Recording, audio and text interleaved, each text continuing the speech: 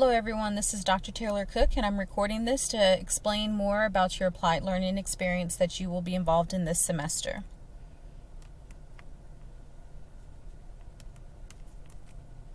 So first, the purpose of the applied learning experience, which also is called the ALE, based on focused child observations and service. Also a possible second location, you are going to focus on understanding and being able to apply the child development skills in the different areas that you'll learn about this semester. You could also apply this in different environments, such as creating new environments, assisting other professionals, parents. The main focus, though, is for you to be able to transfer and apply classroom hands-on information, classroom materials, and so forth outside of our classroom that we're having virtually or face-to-face if you're on one of those courses.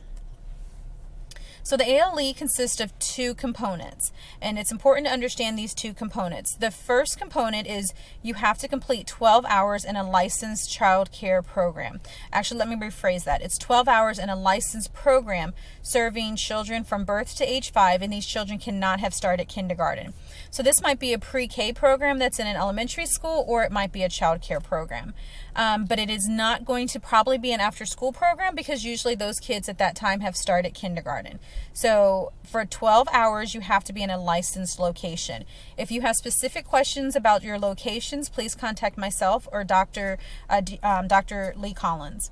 The other 8 hours can be completed in one of two ways. One, you can complete them at the same location you're doing your 12 hours, or you can complete it in another location that services families and children. So that's how you get the 20 hours that are required for this ALE experience.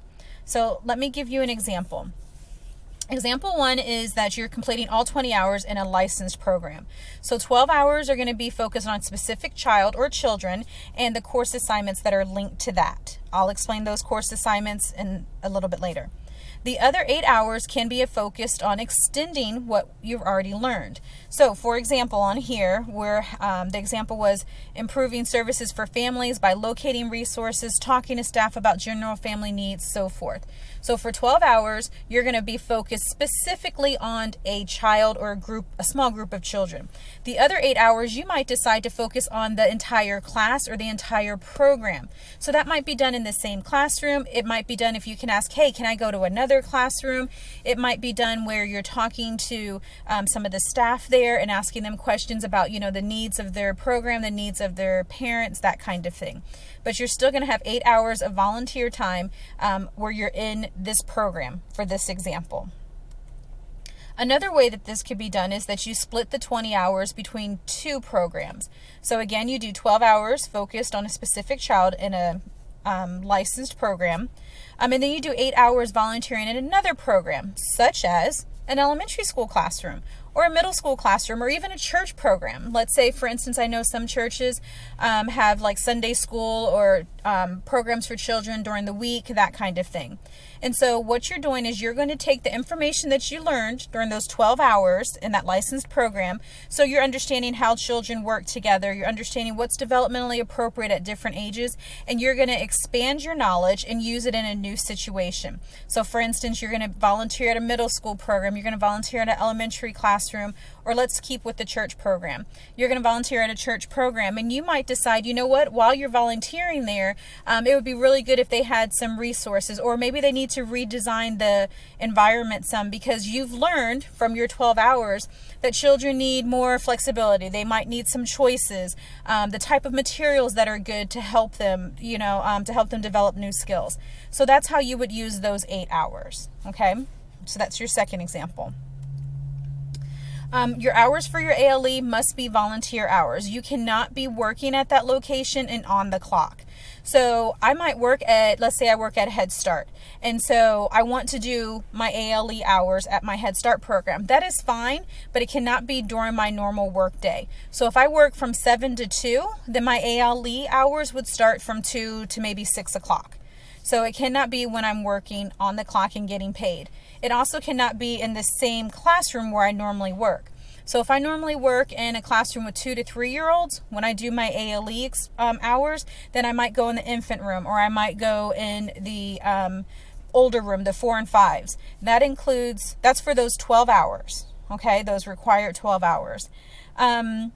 If you're enrolled in another class that also requires field experience, such as child guidance or our creative arts and literature, our concept development, you cannot double dip. So you cannot use your 12 hours or even your 8 hours. So any of these 20 hours from this ALE cannot also be documented on a sheet that you're turning in for another course.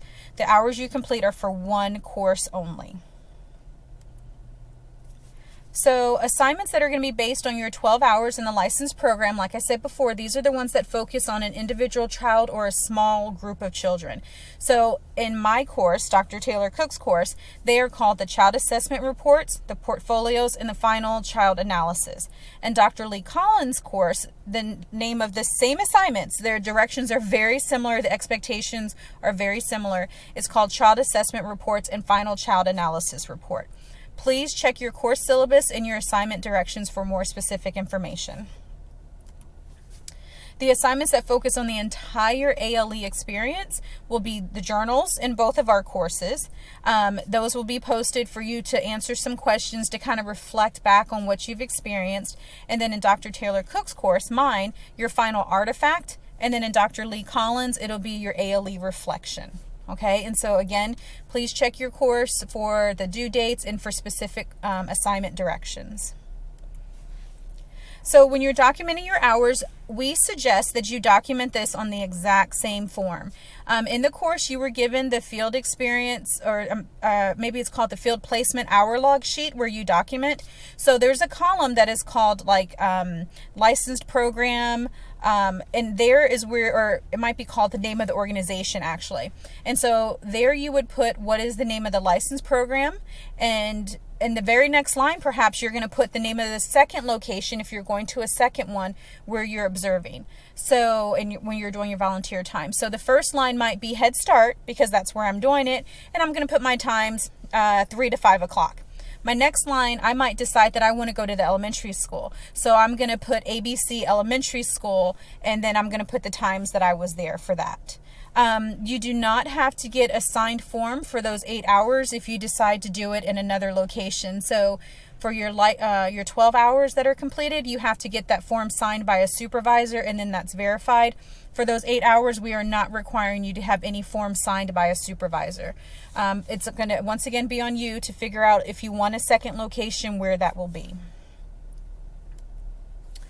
So here's just some reminders. Your 12 hours have to be completed over 11 weeks in the fall and spring semesters. For the summer semesters, please check your course syllabus for that information. The additional 8 hours can be completed in one day or over several weeks. However, we suggest that you do not complete those 8 hours at the beginning of the semester, and also not until you've had some experience in a licensed program. Because remember, this is kind of a two-step thing.